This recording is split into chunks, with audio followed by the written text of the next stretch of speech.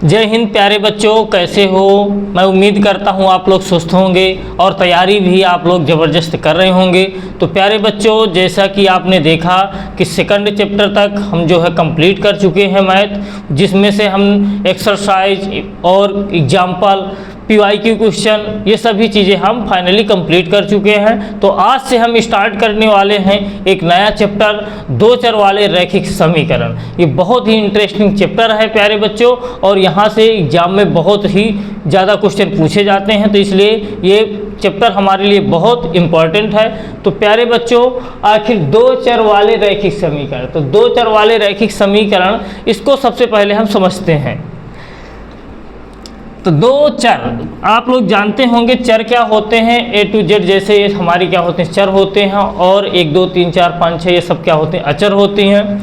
तो आपके जो दो चर वाला रैखिक समीकरण, इसमें x y, मात्र हमें दो चर कौन से लेना है, x और y। जैसे हम कह दें ये एक चर x हो गया और एक चर y हो गया, तो दो चर वाले रैखिक, रैखिक का मतलब क्या होता है, जिसकी घात कितनी हो, एक हो, वो हमारा क्या बोला जाता है, रैखिक। तो जैसे यहाँ पे इसकी घात कितनी है, एक है, और यहाँ भी इसकी घात कितनी है, एक है।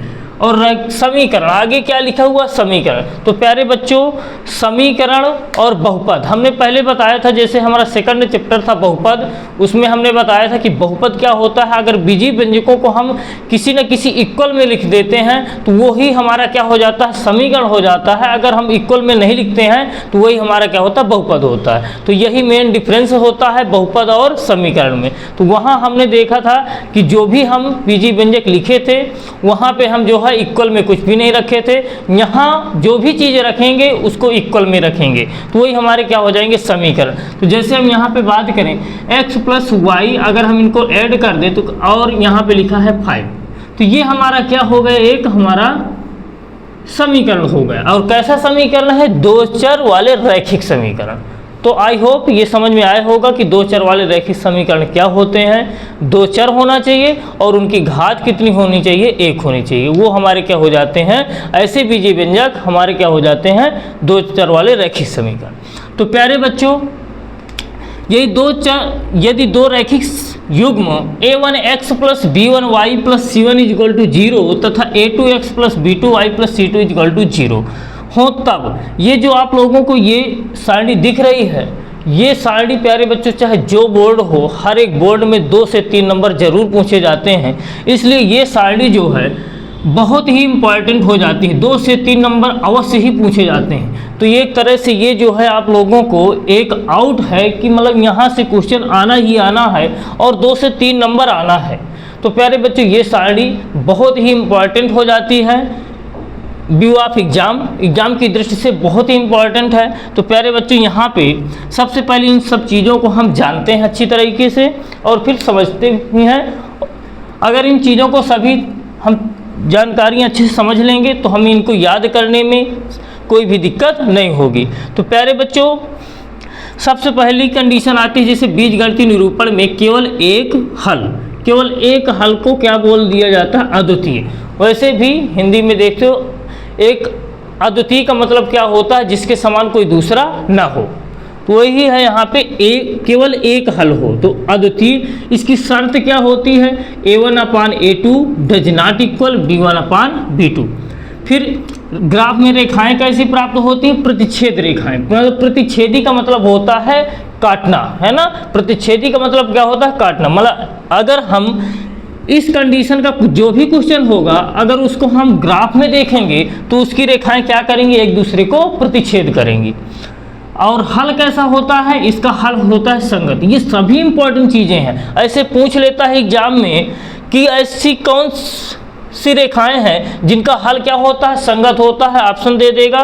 तो हमें ऑप्शन में कौन सा जाना है कि अद्वितीय हल। एक और होता है प्यारे बच्चों, अपरिमित रूप से निकल, इसका भी हल कैसा होता है, संगत होता है। तो जो भी ऑब्जेक्टिव जैसे बनेगा, तो हम जो है इस चीज़ को अच्छे से अगर समझे रहेंगे तो कोई भी ऑब्जेक्टिव हमारा गलत नहीं होगा। फिर सेकंड आ जाती है कोई हल नहीं, कोई हल नहीं कि a1/a2 = b1/b2 does not equal c1/c2। इसकी ग्राफ में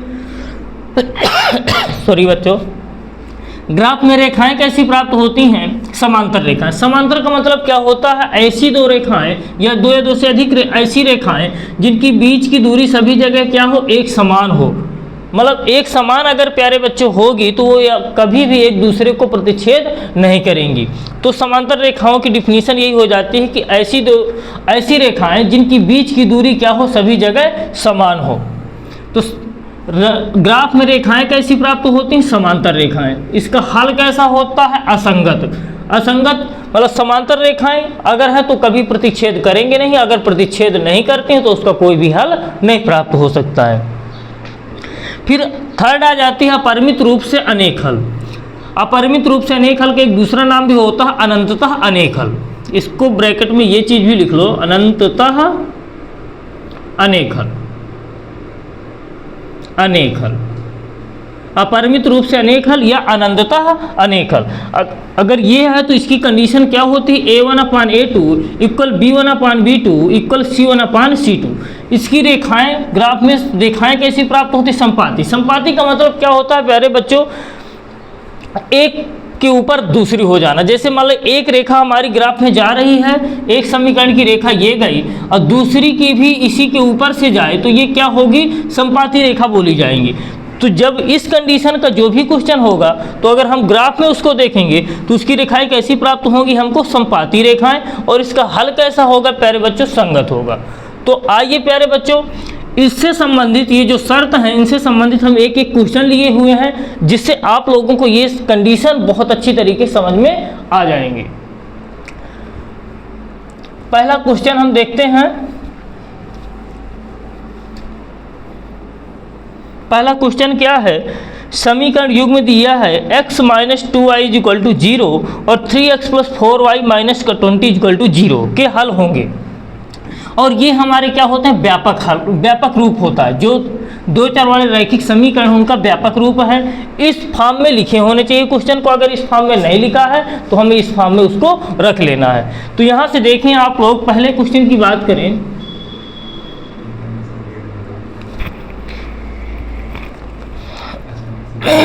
x - 2y = कितना है? 0 है। सेकंड समीकरण है हमारा 3x + 4y - 20 = 0। हमें बताना है कि के हल होंगे। तो हमें कैसे इसके हल की बात करना है कि कौन सा हल होगा?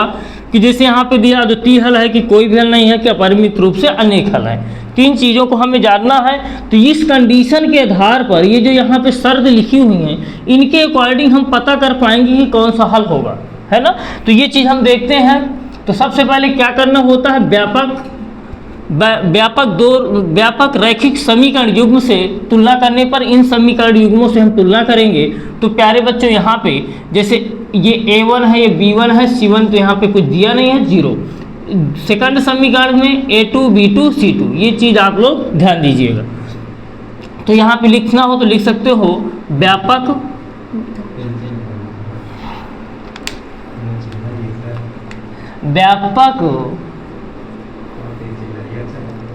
व्यापक रैखिक समीकरण A1x + B1y + C1 = 0 तथा A2x + B2y + C2 = 0 से तुलना करने पर तो प्यारे बच्चे तुलना करें तो A1 की वैल्यू कितनी है? A1 ये हमारा A1 है, B1 है, C1। A1 कितना है? 1। जो भी गुणांक होते हैं x y के जो गुणांक हैं उनको रखना है। A1 कितना है? 1। B1 कितना है? -2। और C1 कितना है? तो C1 यहाँ पे कुछ भी नहीं है, 0। यहाँ पे अगर रखना हो तो आप ऐसे फॉर्म में भी रख सकते हैं या इसको ऐसे लिख सकते हो x - 2y अब प्लस लगा लो या माइनस 0 इंटू ये C इंटू 0, ऐसे कर सकते हो।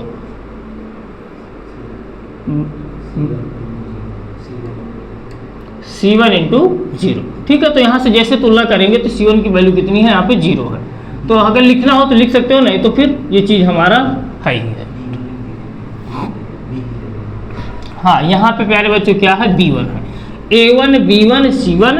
फिर इसके बाद जो सेकंड समीकरण है वो A2 B2 C2 चलेगा। A2 की वैल्यू कितनी है, 3 है, B2 की वैल्यू कितनी है, 4 है, और C2 की वैल्यू कितनी है, -20 है। अब हमें क्या करना है, बस रख देना है A1 अपान A2 B1 अपान B2 C1 अपान C2 के फॉर्म में, चिन्ह पहले नहीं लगाना, ये ध्यान देना है। A1 अपान A2 1/3, दो रखो, B1 अपान B2 -2/4 और C1 अपान C2। अब यहाँ पे अगर इसमें ही काम हमारा बन जाना है तो आगे नहीं जाना, अगर ये चीज़ बराबर नहीं है तो हमें आगे वाले लिखने की आवश्यकता है ही नहीं है। तो यहाँ पे देखिए ध्यान से, 1/3 क्या -2/4 के बराबर है, नहीं बराबर है, तो डज नॉट इक्वल। इसको सिंप्लीफाई भी कर सकते हो, 2 का 2 2 दूनी 4, तो 1/3 डज नॉट इक्वल है 1/2 के। ये बताइए 1/3 क्या 1/2 से बराबर हो सकता, नहीं हो सकता, इसलिए डज नॉट इक्वल। अब ये क्या हो गया, ये किसकी value, A1 upon A2 does not equal B1 upon B2। ये अपने आप निकल के आ गया कि A1 upon A2 does not equal है B1 अपान B2, तो इसलिए कौन सा हो जाएगा, हमारे यहाँ पे जाइए अद्वितीय हल। ये कौन सी कंडीशन है, अद्वितीय हल की।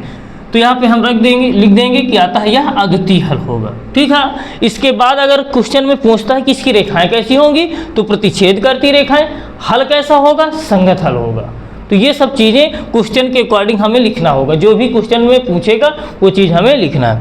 सेकंड है हमारा समीकरण युग्म 2x + 3y - 9 = 0, 4x + 6y - 18 = 0 के हल होंगे। तो प्यारे बच्चों इसको भी देखते हैं।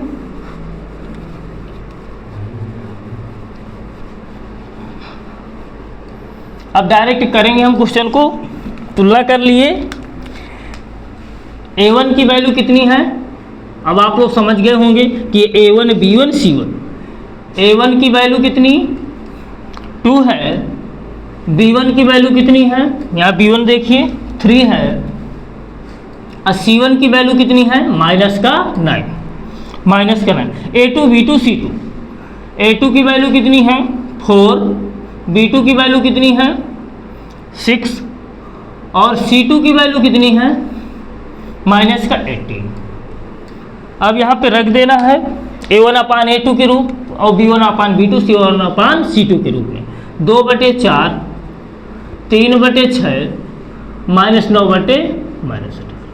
तो आप लोग देखें कि 2 का 2 2 दूनी 4, 3 का 3 3 दूनी 6, 9 का 9 9 दूनी 18 -1, सभी आपस में क्या है, बराबर है।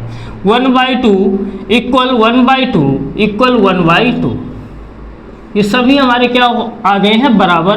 तो यहाँ से हमें पता चला कि A1 अपान A2 = B1 अपान B2 = C1 अपान C2। ये सभी चीज़ें क्या हैं, इसकी बराबर हैं। तो जब बराबर है तो यहाँ पे देखिए कौन सी कंडीशन आ जाती है हमारी, अपरिमित रूप से अनेक हल। इसको कौन सा बोला जाएगा, अपरिमित रूप से अनेक हल हो गए। इसकी रेखाएं कैसी प्राप्त होंगी, संपातीय रेखाएं, और इसका हल कैसा होगा, संगत होगा। नेक्स्ट देखते हैं, थर्ड है समीकरण युग्म x + 2y - 4 = 0। तो A1 की वैल्यू, A1 कितना है हमारा 1 है, B1 2 है, और C1 -4। फिर ये A2 की वैल्यू कितनी है 2 है, B2 की वैल्यू 4 है, और C2 की वैल्यू -12 है। अब इनको भी उसी तरह से रख देते हैं। A1 अपान A2 1/2 2/4 और -4/-12। अब देखते हैं यहाँ पे 2 का 2 दूनी 4, ये तो बराबर है, माइनस से माइनस कैंसिल, 4 का 4 4 3 12, ये बराबर नहीं। तो यहाँ पे लिखेंगे 1/2 = 1/2 डज नॉट इक्वल 1/3।